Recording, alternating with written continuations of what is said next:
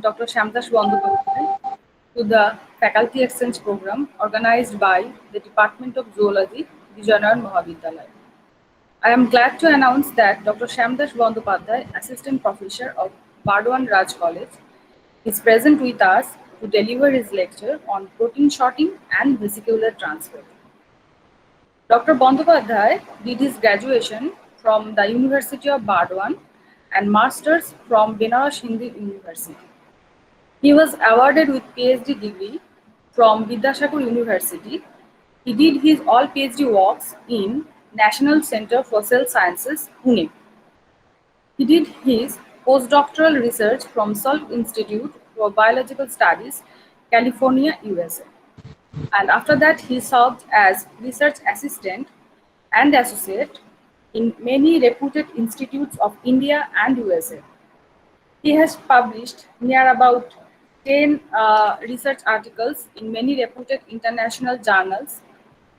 Currently, he is engaged in undergraduate teaching in Burdwan Raj College. Over to Dr. Bandyopadhyay. Thank you very much, Mirjadi, for such a nice introduction. I think today I'm going to speak on the first part of the topic that you mentioned, that is the protein sorting. So I think in your syllabus, you find that there are two topics that have been merged in one single topic. The first is the protein sorting and the mechanisms of vesicular transport, right? So we're not going to cover the second part. So we'll cover the protein sorting because protein sorting itself is a very big topic, and I think for the time limitation, we can only discuss the protein sorting part, right? So that will help you more so that you can understand in better way. So this is your syllabus. You know that this is in your semester 2 CC4 paper. The protein sorting topic is there as part of your cell biology paper. So so let us first tell you what are the key concepts that I'm going to cover in my next few slides. So there will be, I think you are all able to see my slides. Is that okay? Yes, sir. Yes, All sir. right. Okay, thank you very much. So the key concepts that you will be able to understand at the end of the discussion of the first part of my lecture is that what is the protein sorting. So what do you mean by protein sorting? And then the secretory and non-secretory pathways of protein sorting. So that means there are two main pathways exist of the protein sorting. The first is called the secretory pathway and the second is called the non-secretory pathway. And then the nature and the role of signal sequence. That means there is some kind of sequence that we are calling it signal sequence that has something to do with the protein sorting, right? So these are the concepts that you should be able to understand at the end of the discussion of the first part of the protein sorting. So let us begin with how the organelles evolved in the eukaryotic system. So as you know, among the many differences that exist between the prokaryotes and eukaryotes, a major difference is that eukaryotes will have membrane-bound organelles, right? Like ER, Golgi, and lysosomes, and many other membrane-bound organelles. And there are membrane-bound organelles which are absent in case of the prokaryotes. So now the question is how these organelles arose in case of eukaryotes from prokaryotes, because this is the key to understanding of our protein sorting in case of eukaryotes. So the prokaryotes initially it was assumed that so the concept is that these proteins are secreted to the plasma membrane or even outside the plasma membrane. So that was the case of the prokaryotes. Now in the other extreme of the eukaryotes, what happens is that these proteins are also secreted to the plasma membrane or outside the plasma membrane, but that is through ER and Golgi apparatus, right? So this is the case for the eukaryotes. Now, how did these organelles arose in the course of evolution? So a possible mechanism that scientists put forward is that most probably a specialized portion of the plasma membrane that used to help in protein secretion in case of the prokaryotes got invaginated, right? Here the specialized portion of the plasma membrane got invaginated in the case of the prokaryotes, and that later on served as a specialized organelle. So that could be a plausible explanation how this organelles evolved. So that could be a reason why the interior of the organelle, it closely mimics to the outside of the cell membrane, so the extracellular space, right? So that interior of organelle mimics the exterior of the cell. So this is the explanation. It's a very popular mechanisms, popular explanation that scientists try to use in order to explain how the organelles evolve. So now knowing how the organelles evolved, let us now understand what is protein sorting. So as you know, the mammalian cells contain different tens of different, hundreds of different proteins. So a typical mammalian cell contains up to 10,000 different kinds of proteins. So that means the vast majority of these proteins means there are lots of functions that they will perform inside the cell. So the vast majority of these proteins are synthesized by cytosolic ribosomes, and many remain within the cytosol. So whatever proteins are being synthesized, they will either remain in the cytosol for their proper functioning, or they will reach to their destination. As many as half of the different kinds of proteins produced in a typical cell are delivered to the various membrane-bound organelles within the cell or to the cell surface. So that means once these proteins are produced, they have to reach to their specific destination, right? And then all other proteins produced by a cell must reach their correct locations, because you know that the function of a protein is location dependent. So if it cannot reach to its right location, it may not be able to function properly. Therefore, it is crucial for these proteins to reach a specific location to the protein. Let's say one protein goes to the Golgi, another protein goes to the lysosome, next another protein, set of protein that move to the mitochondria, and so on and so forth. That means this protein must reach to their proper destination in order to function properly. So a protein's function is its location dependent. So the delivery of newly synthesized proteins to their proper cellular destinations is called the protein targeting. So once the protein is being produced, being synthesized by ribosomes, now this protein will be delivered to its proper location where it will go and function. So this particular process is referred to as protein targeting or protein sorting, right? Protein targeting means it is being targeted to a particular location or organelle. So that is why it is called protein targeting.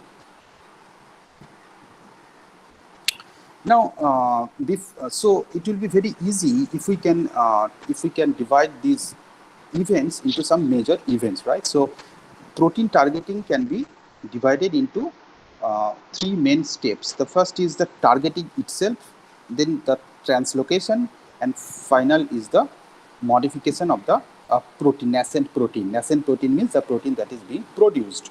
So targeting, as you know, means the protein is being synthesized on a ribosome, right? And then it is being transferred to an integral membrane protein that we'll call it a translocon, which is present on the lipid bilayer. So that this particular protein will reach the translocon, and in the second step, which is called translocation, this polypeptide will reach inside the lumen of the ER or the endoplasmic reticulum, right? So that means the polypeptide will be transferred from ribosome to translocon to the inside the endoplasmic reticulum. So that's all about the translocation. So basically, translocation implies the transfer of the protein from ribosome to the inside of the ER lumen.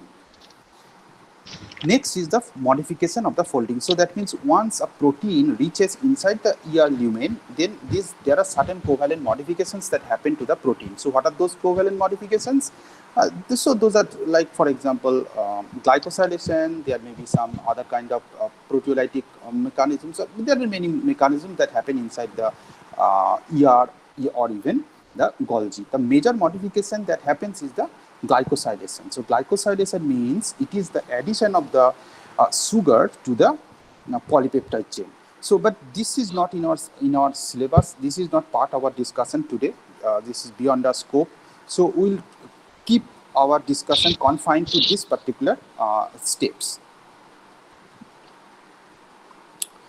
Now, as I said in my beginning, that there are two main pathways exist. The one is called the non-secretory pathway, and another is called secretory pathway, which will come to the next slide. So, what is non-secretory pathway? So, the non-secretory pathway is the synthesis of the proteins using the cytosolic ribosome and reaching these proteins to the either nucleus or peroxisome or chloroplast or even mitochondria. So when these proteins, which are synthesized by the cytosolic ribosome, they reach to the nucleus, chloroplast, or mitochondria, or the peroxisome. So this pathway that you can see towards your right side is called the non-secretory pathway. So here the synthesis of proteins lacking an ER signal sequence is completed on free ribosome. So in this case, the proteins, they lack particular signal sequence. So they don't have any kind of specific signal sequence. That is the reason they remain in the cytosol. That could be one fate of this protein. Now there could be other fates of the proteins depending upon the targeting sequences that are present in the polypeptide. If it has a signal sequence that will tell, let's go to the nucleus, so then it will go to the nucleus. If it has another sequence that will tell, let's go to the peroxisome, then this particular protein may go to the peroxisome. And in the similar way, this protein, depending upon the target sequence that it has, it may go to the chloroplast or even the mitochondria. So this is the non-secretory pathway that you are able to see on the right side. Now go to the secretory pathway. So here the secretory pathway means initially the protein translation starts in the cytoplasmic ribosome, I mean in the free ribosome. Then these ribosomes, what happens is that they are studied on the ER, endoplasmic reticulum, correct? So then these endoplasmic reticulums are called rough endoplasmic reticulum. The reason behind calling it a rough endoplasmic reticulum is that if you see the rough endoplasmic reticulum under electron microscope, then it will look like a very kind of rough structure. That's the reason we call it a rough endoplasmic reticulum. So now what happens is that it is a co-translational process. That means both the translation and translocation of this protein happens simultaneously. So now this protein is being synthesized on the ribosome, which is present in the on the outer membrane of the endoplasmic reticulum, and then after the successful completion of the translation, this polypeptide chain is transferred inside the endoplasmic reticulum, correct? And there will be several modifications, as I said in earlier slide, and then upon modifications they will be destined to reach to the Golgi complex. So the basic concept is that it starts with cytosolic ribosome, then go to the ER, and finally they move to the Golgi complex. And after they move to the Golgi complex, they have two choices. Either they will go to the plasma membrane, so either they will be secreted to the plasma membrane, or they can even go to the lysosome. So all these steps you are able to see in this slide, they are for the secretory pathway. So this is the secretory pathway. So when I say secretory pathway, that means you have to understand that the protein is destined to go to the plasma membrane, or it can even go to the lysosome, right? So these are two of the main pathways that exist for the protein sorting. So I repeat, so the first is called the non-secretory pathway that involves the proteins destination either to the cytosol or nucleus, peroxisome, chloroplast, mitochondria, or the second pathway that exists is called secretory pathway that involves the protein to reach to the ER, Golgi, followed by plasma membrane or lysosome.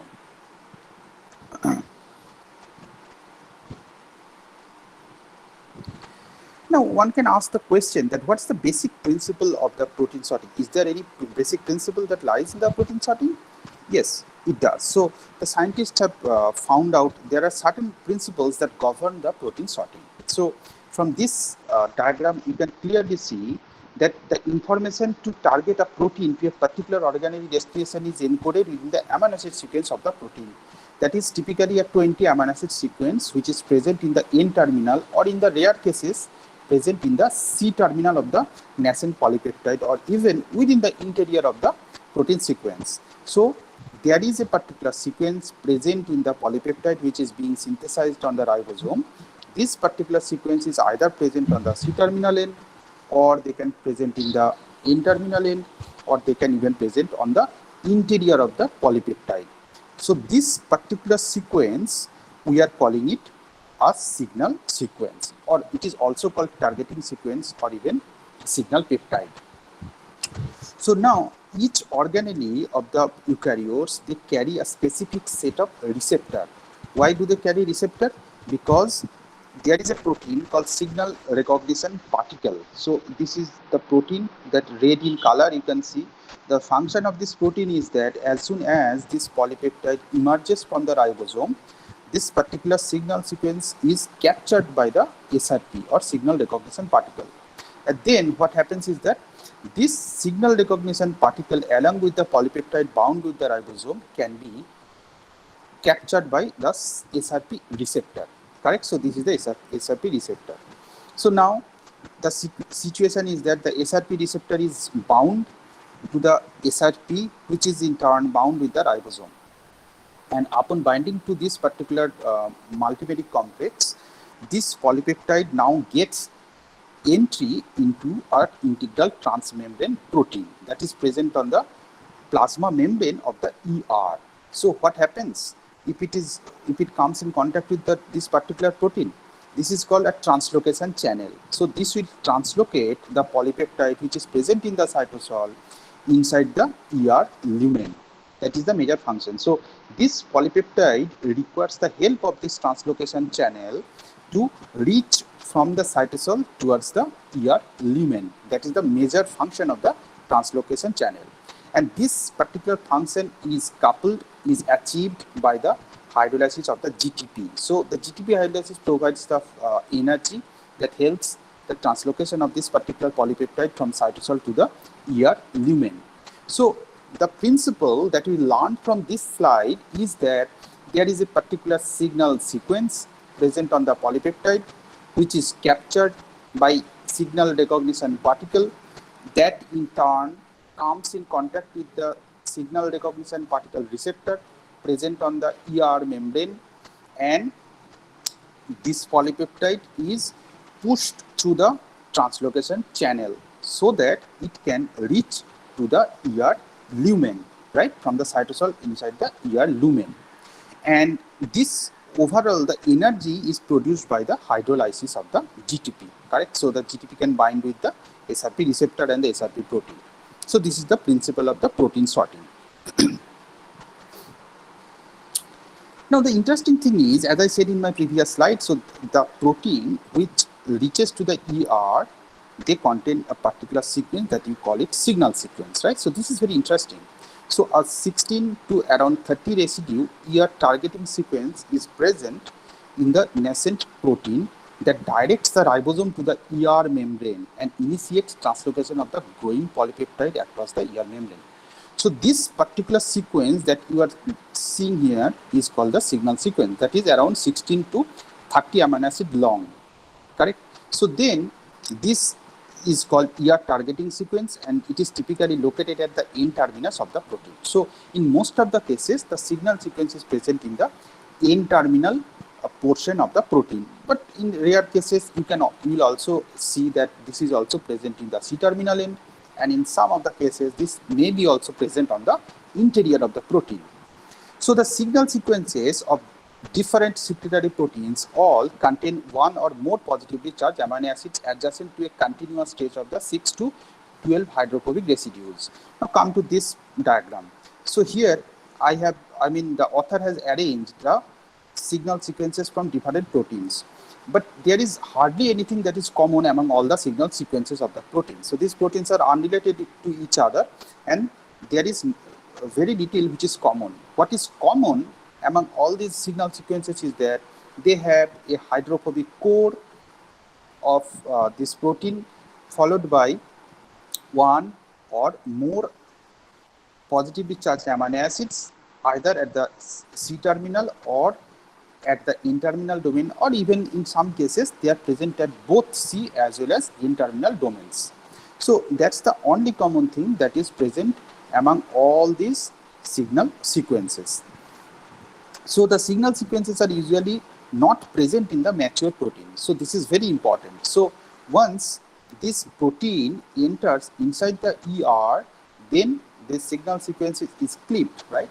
So there's this particular peptidase enzyme which clips this signal sequence, which means that for the proper functioning of the protein, signal sequences are not required in most of the cases. So that is why they can be, even if you remove this, even if the signal sequence is removed from the mature functional protein, there is no effect on its overall gross structure or function because signal sequences are not required for the functioning of the protein.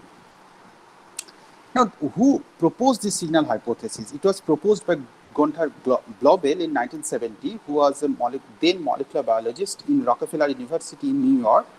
And this signal hypothesis proposed to explain how these proteins destined for export from bacteria or from targeting to certain regions within eukaryotic microorganisms. So he worked on yeast to achieve their target destination. So this is a very, seminal discovery in the cell biology. So therefore, this discovery was recognized by awarding Nobel Prize to Gunther Blobel in 1999 in medicine or physiology. So he's a very big scientist in the world in the field of the cell biology, protein sorting, right? So he received Nobel Prize. Now, if we see a little bit details of what exactly happens during the translocation of protein sorting. So you can always divide the intermediate steps like first step, second step, third step, and so on. During step 1 and step 2, what happens is that once the ER signal sequence, this is the signal sequence in pink in color, right? This one. So here it is present on the N-terminal side. Once the ER signal sequence emerges from the ribosome, this one is the ribosome, it is bound by a signal recognition particle. Now, this green color protein is the signal recognition particle or SRP in brief. So this SRP and the nascent polypeptide chain ribosome complex now binds to the SRP receptor. So here is the SRP receptor. So SRP receptor can bind with the SRP in a complementary way. Now this SRP receptor is present on the membrane of the ER. This interaction is strengthened by the binding of the GTP. So now the GTP binds here. So you see the GTP now they are bound here to both the SRP as well as SRP receptor. Then what happens is come to the step 4. So here the transfer of the nascent polypeptide ribosome to the translocon. So this one is the translocon protein, leads to opening of this translocon channel, translocation channel to admit the growing polypeptide adjacent to the signal sequence. So what happens? This translocon channel, they receive the polypeptide, correct? Once the polypeptide is in touch with the translocon channel, they are now open. So they are in open configuration. Earlier it was in closed configuration, so it did not allow any other molecules to pass. Now it is in closed conformation. Now it is in open conformation.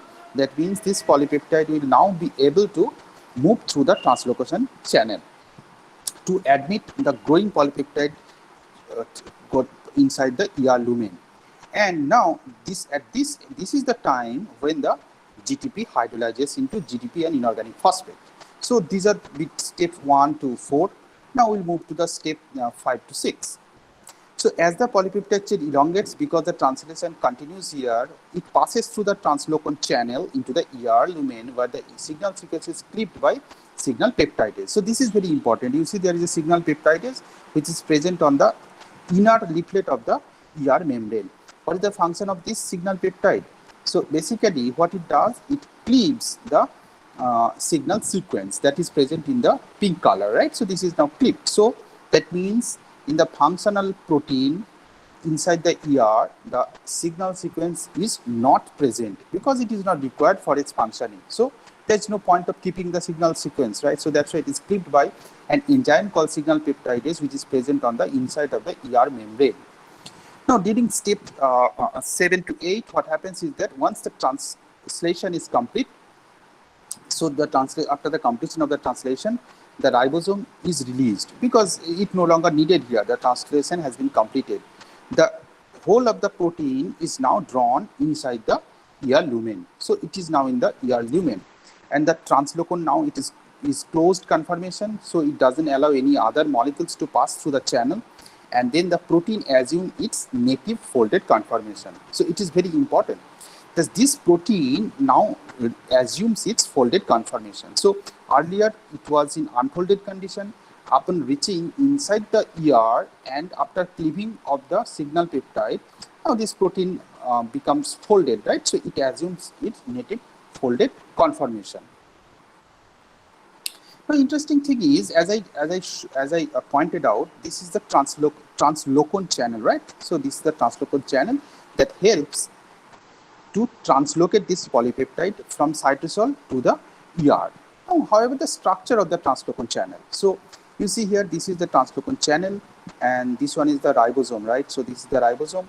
So the mRNA and charged tRNA, this is the mRNA, and the charged tRNA is here. They comes and continues the translation process, and polypeptide here it grows, right?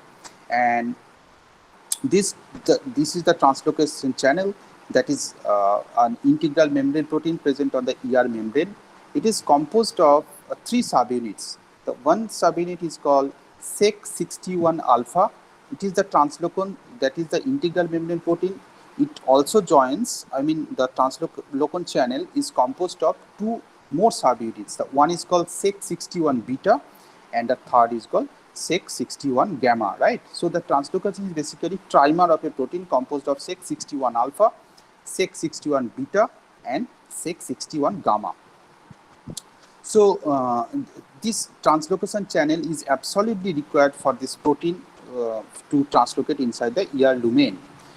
Now, what interesting, you can perform an experiment in laboratory, like if you remove, for example, this signal sequence before it reaches to the ribosome. So the effect will be that this protein will never be able to reach to the endoplasmic reticulum, correct? So that means removal of the signal sequence will make it a cytosolic protein. So in the similar way, what happens if you put this signal sequence to a cytosolic protein? So I would like to throw this question to you, so that at the end of my discussion you can think of and giving me the answer, whoever you can. So my question is that if you put this signal sequence to the cytosolic protein, which was normally not destined to reach to the ER, what happens in that case? This is an experimental question that you can think, answer you can think. So then what happens is this translocon channel, so it may have 2 conformation. The one is the closed conformation and another is the open conformation.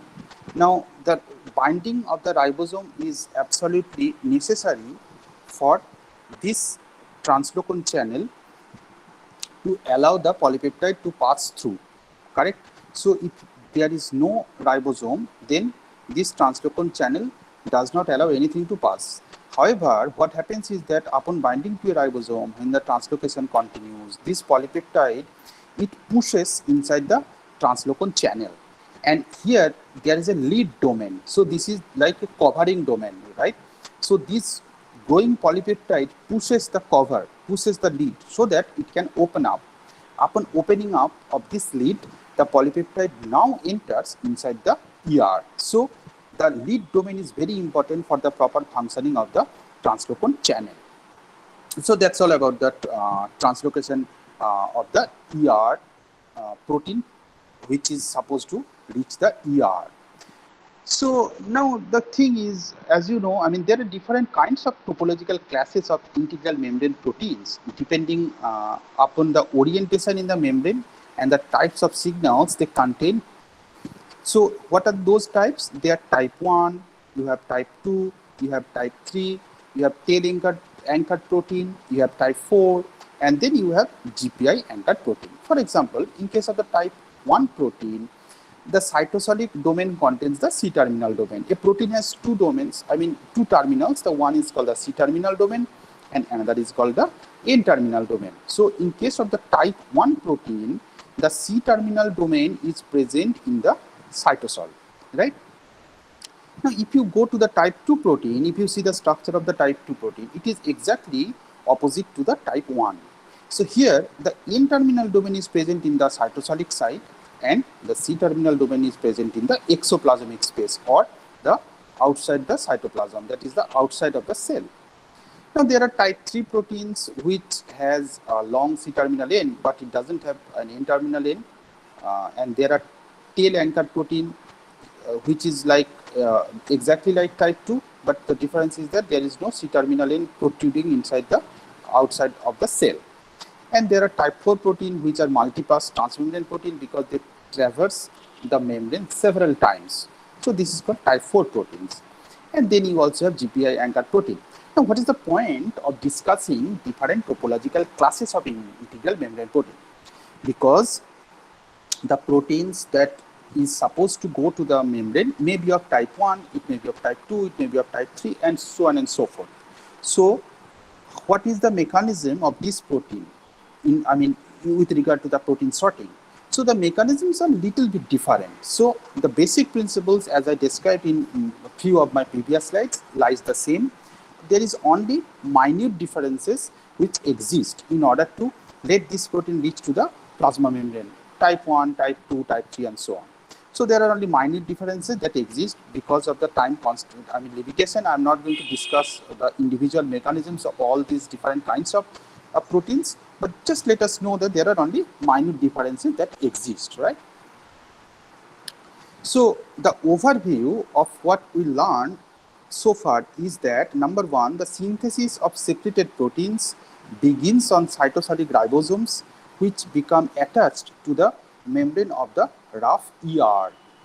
Then the ER signal containing a sequence of hydrophobic amino acid sequence on a nascent secretory protein is located at the N terminus. So the signal sequence in case of the ER protein is located on the N terminus of the polypeptide or protein.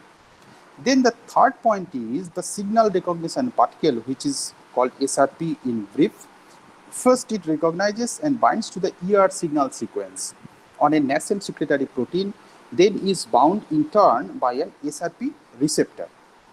So there is a complementary interaction between the SRP and SRP receptor present on the ER membrane, and thereby targeting the nascent polypeptide chain ribosome complex to the ER with the help of the GTP hydrolysis. So here the GTP hydrolysis provides the energy.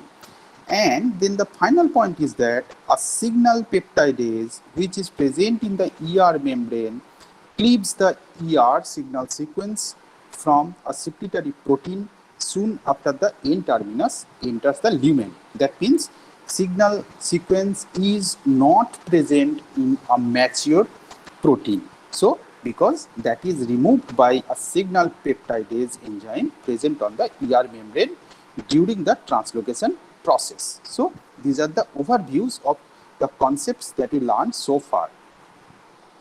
So I think that we can say part 1, and then we'll go to the part 2. So here we'll cover some of the concepts that I have enlisted here. The first concept you'll have to get is that the different targeting sequences exist for different cellular organelles. So that means in eukaryote there are several organelles.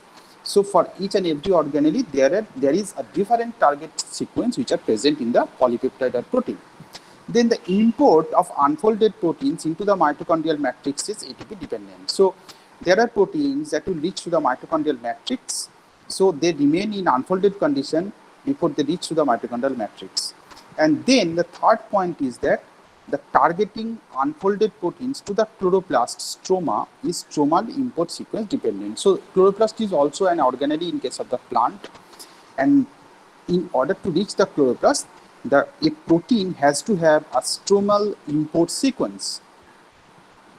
Then the fourth point is that there is a sequence called PTS1 that is composed of serine, lysine, leucine in case of the peroxisomal proteins. So the peroxisomal proteins, the signal sequence is composed of 3 consecutive amino acids, serine, lysine, leucine, called PTS1. I think it is peroxisomal target sequence 1 or something like that. So that means you will also have a PTS2, which is different from PTS1 for peroxisomal proteins. We are not going to discuss that one. And finally, for the nucleus, the larger proteins which are greater than 40 kilodalton can be imported to the nucleus in a folded state through nucleopore complex accompanied by GTP hydrolysis. So the import to the nucleus is very different from what is happening in case of the chloroplast, mitochondria, or even the ER or Golgi, right? Because here the folded proteins can be transported or imported inside the nucleus. So these are the organelles that we can, discuss, the protein sorting of which we'll discuss in our subsequent slides.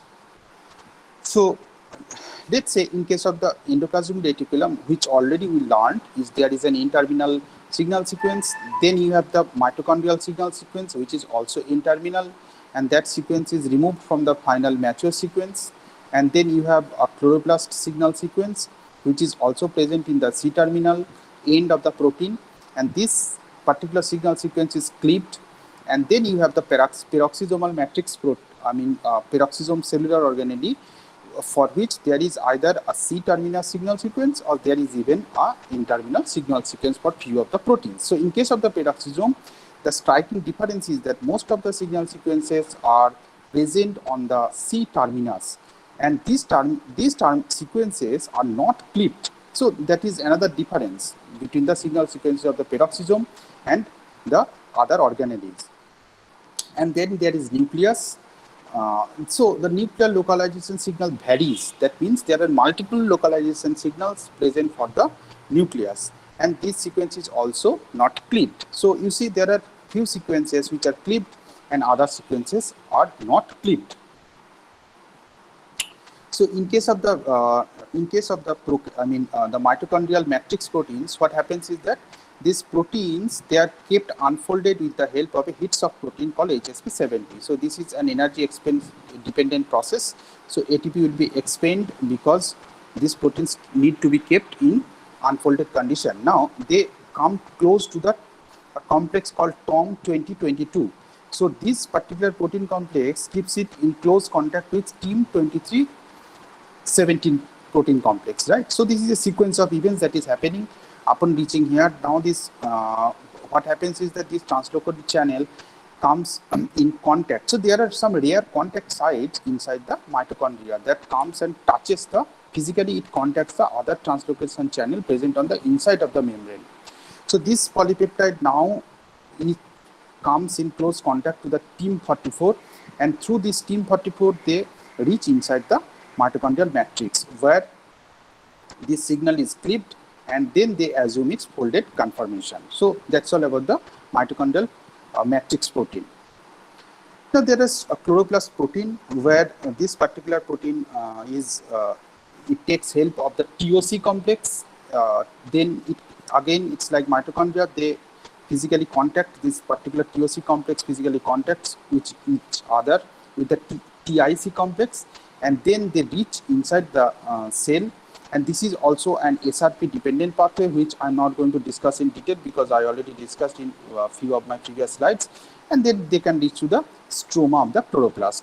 So for chloroplast, there are 4 different pathways exist. It's not possible to discuss all the pathways in a small, brief period of time. So just know that this is also SRP dependent. And there is also a pathway that is SRP independent for the metal binding proteins. Here the folded proteins can reach to the chloroplast stroma.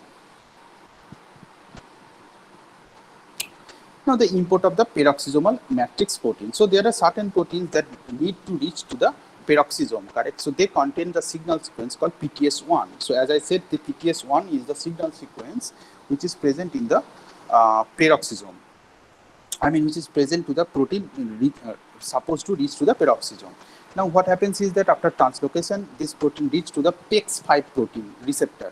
So this receptor, they catch this peroxisomal protein and then they bring to the close proximity of the PEX14 protein. So PEX14 is a dimer that come in close, they remain in close physical contact with the PEX5 receptor, which is holding your protein of interest. It is trying to reach to the peroxisome. Then what happens is that upon reaching, their affinity remains low, and these proteins are now released from the PEX5 receptor. And then this protein, they remain inside the peroxisomal matrix. And the striking difference here is that the folded protein can be translocated, correct? And then these proteins are recycled for further cycle of the protein transport. So now we'll discuss about the nuclear import of the proteins. So there are sequences called nuclear localization signals which must be present inside the somewhere in the polypeptide if that polypeptide has to reach inside the nucleus. Now, there is a very popular experiment which led to the discovery of the nuclear import sequence or nuclear localization signal. What is the experiment? So, in case of the simian virus, there is a protein called T antigen. So, scientists observed that some mutated forms of the large T antigens, they cannot reach to the nucleus. Rather, they accumulate in the cytoplasm. When they started the investigation, they found that there is a specific sequence: protein, lysine, lysine, lysine, arginine, lysine, valine. So this particular sequence, somewhere there is a mutation. So then they came up with the conclusion that this particular sequence is required for a protein to reach to the nucleus. So this can serve as a nuclear localization signal. So the discovery was through the mutant variant of the simian virus T antigen. And this sequence was later called as the NLS or nuclear localization signal. Now, there is a nuclear pore complex. This pore complex helps the larger protein, larger than 40 kilodalton, to reach inside the nucleus, right? So, this pore complex is made up of FG nucleoporins and the Y complex. These are two proteins which, this is a multimeric big complex proteins that compose the nuclear pore complex, through which the larger molecules greater than 40 kilodalton proteins, molecules can reach from cytoplasm to the inside of the nucleus. So here, in case of nucleus also, there are proteins that help. For example, the importing proteins that that catches your protein of interest, then they take it inside the nucleoplasm. Now, this nucleoplasm, inside the nucleoplasm, it binds with the GEF or guanine exchange factor. So the GTP is exchanged by GTP, and therefore the affinity of the importing complex becomes low with the target protein. So the target protein is released inside the nucleoplasm, and then this particular protein can come out of the nucleus, and therefore it can recycle for further cycle of the protein, protein sorting for nucleus. So the overview is that most mitochondrial and chloroplast proteins are encoded by nuclear genes synthesized on the cytosolic ribosomes and imported post-translationally into the organelles. And all the information required to target a precursor protein from the cytosol to the mitochondrial matrix or chloroplast stroma is contained within its N-terminal targeting sequence. Then the nuclear envelope contains numerous nuclear pore complexes, as I showed you in my previous slide, and molecules larger than 40 kilodaltons require the help of the nuclear pore complex, and proteins imported into the nucleus require the help of a signal sequence called nuclear localization signal, NLS. So this sequence helps the protein to reach from cytoplasm to the nucleus. So that's all about the overviews of the part 2 that we discussed. And so these are my references. You can follow the books. So I do have a YouTube channel where I frequently upload videos. So I'll take questions now if you have any question.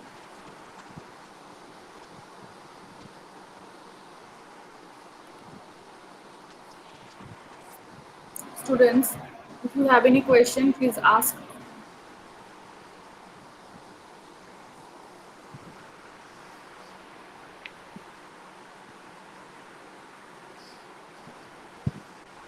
Sir Yes, বলছি please যে go এই ahead. Nuclear import of protein যেটা hello Yes, go ahead. Hello হ্যাঁ sir বলছি যে ওই nuclear import of protein যেটা পড়ালেন, ওইখানে স্যার স্লাইডটাই ছিল একটা কার্গো বলে একটা ছিল, কার্গো, ওইটার মানে কি, কার্গোটা কি? So একদম this শেষের is, দিকেই পড়ালেন। হ্যাঁ, কার্গো মানে হচ্ছে এই হ্যাঁ প্রোটিনটাকেই ও ঢোকাবে। This is your target protein that need to reach to the nucleoplasm. This is your target protein, cargo বলেছে এখানে।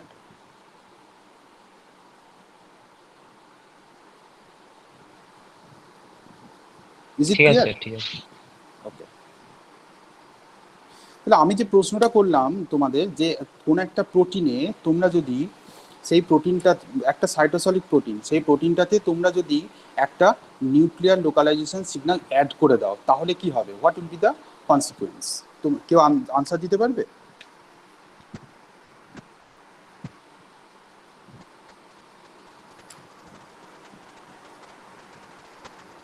Any one of you?